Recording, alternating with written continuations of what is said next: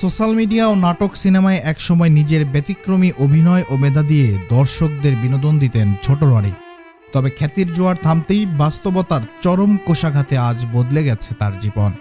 অভিনয়ের সুযোগ কমে যাওয়ায় সংসার চালাতে এখন ফুটপাতে চা ও পান বিক্রি করছেন এই অভিনেতা।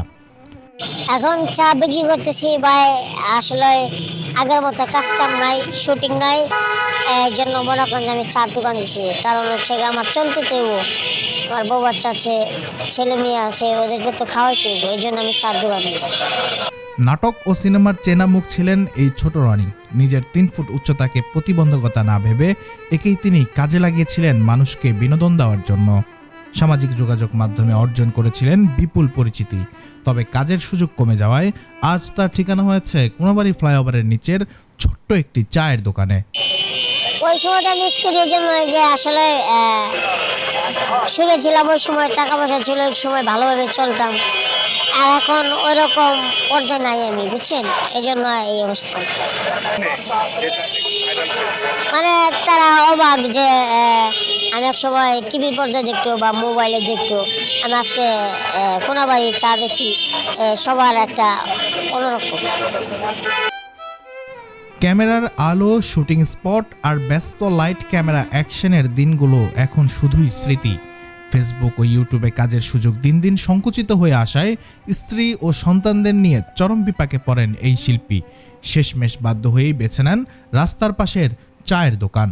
কষ্ট বলতে সবাই দেখে যে আসলে আমি আগে অভিনয় করছি, এখন চা বিক্রি করি, মানে সবাই অবাক হয়। আমি নিজে দেখে মাঝে মধ্যে অবাক হই যে আমি আসলে কোথা থেকে কোথায় আসছি। এখন চা পানের দোকান দিছি, কারণ এই কাজে অত তেমন একটা পরিশ্রম নেই, আর আমি ভারী কাজ করতে পারবো না, এই জন্য এটাই বেছে নিয়েছি।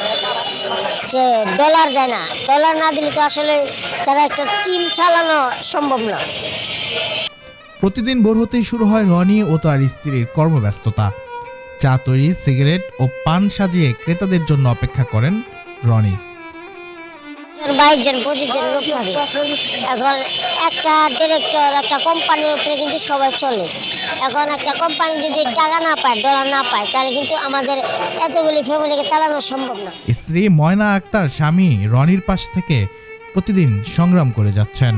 পর্দার জনপ্রিয় একজন চেনা মুখ এভাবে ফুটপাতে চা বিক্রি করতে দেখে আফসোস করছেন স্থানীয় সাধারণ মানুষ ও নিয়মিত ক্রেতারা। উনি কৌতুক অভিনয় করে, উনি খুবই ভালো অভিনয় করতে পারে।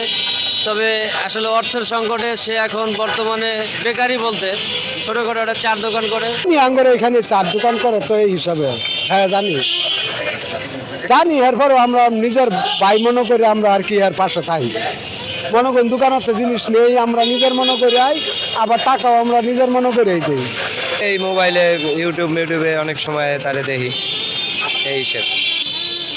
আসলে কর্ম তো কোনোটাই ছোট না, যে কোনো পাশাপাশি ব্যবসা সবাইরই করা আমি মনে করি ভালো। অভাব আর শত কষ্টের মাঝেও অভিনয়ের স্বপ্ন এখনও বেঁচে আছে রনির মনে। সামান্য সরকারি বা মানবিক সাহায্য পেলে ব্যবসার প্রসার ঘটানোর পাশাপাশি সুযোগ পেলে আবারও নাটকে অভিনয় করতে চান তিনি। Mohammad Mehrab Hossain, global television, Gazipur.